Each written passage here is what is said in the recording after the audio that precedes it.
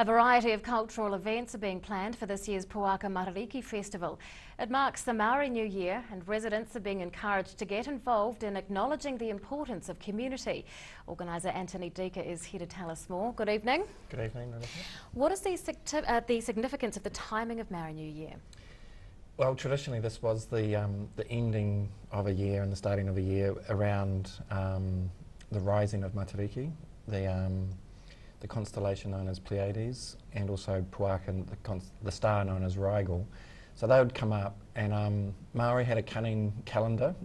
They ran from moon to moon, and because that would only give you 340 days, they had a little bit in between, which was from the rising of those stars to the next new moon. And so it's almost, it's great that we're here today on April Fool's Day, because in some respects that period between the rising of the stars and the new moon was the equivalent of April Fool's in the traditional Maori calendar. Anything went. You could play jokes, you could hang out, be naughty, and it was a time of sort of frivolity and fun. And that was how they traditionally celebrated it? Well, it's hard to say anything definitive because iwi to iwi, region to region was different. Some iwi followed Matariki and some iwi followed Puaka, and traditions were different. But so the festival that we've got today is a blending of old ideas, and some of those are carried forward. So down here in Ngaitahu territory, this was really known as the wānanga season, the time of learning and workshops. Obviously it was cold in the middle of winter, and mostly people came home to the coastal villages. There wasn't too much roaming through the hinterlands in search of food. And so people stayed close to the fire, and they told stories, they passed down knowledge, they had family meetings, they discussed the year that's been and the year that's gone. So that's the idea of the wānanga season is one of the things that is traditional down here that's come forward. How would you like residents to get involved this year?